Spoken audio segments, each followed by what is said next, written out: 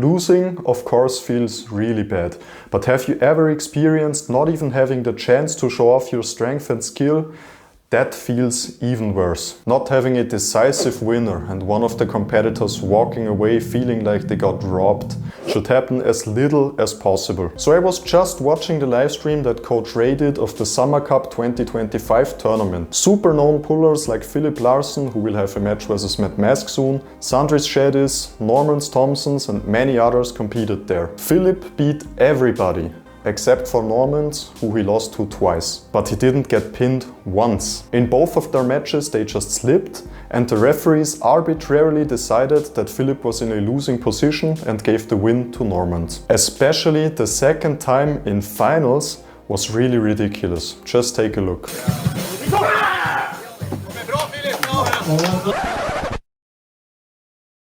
Now after seeing that, do we know who the better arm wrestler was that day? As a fan and viewer, I don't feel satisfied at all after this so-called victory. And for the athletes, judging by his reaction afterwards, I don't believe that Philip felt like he really had a fair shot.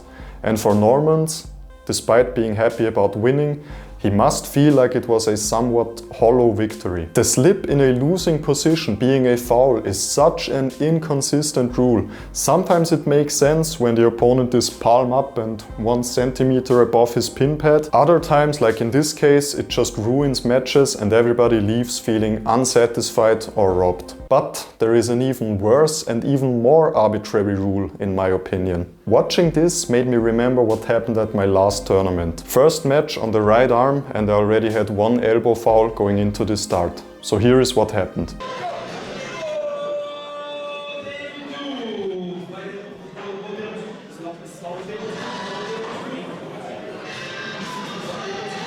I knew about the potential intentional slip foul, so I took it slow. I let him hit, I hit myself. I waited 10 seconds after the go to finally pull all the way through, which made us slip. The ref then looks like he stepped on a Lego and calls the win for my opponent. I told him that I wasn't really forced to slip there, I could have stayed in that position for a while.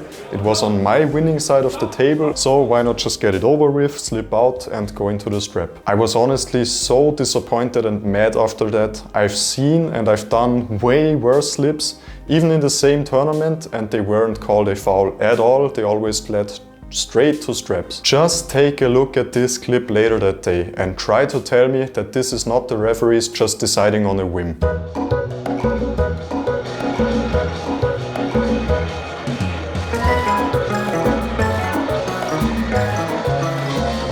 I mean, it's a complete joke, let's be honest here. And meanwhile, at the top level, the highest peak of the sport, the stuff that we are all watching, there is a all slips go to straps rule, and stuff like this is perfectly fine. And I agree 100%, but can we please keep the rules somewhat consistent across the sport? The only argument I could come up with for keeping these slip fouls and even losses, like it was for Philip, is that it saves some time so tournaments can be over sooner. And even that is debatable, as stuff like this will often lead to lengthy discussions. Otherwise, these rules just seem like an overall net negative, ruining everybody's experience. Athletes want to arm wrestle, and viewers want to see arm wrestling, not arbitrary stops and wins through fouls every second start. Thank you for watching and subscribe for more arm wrestling content.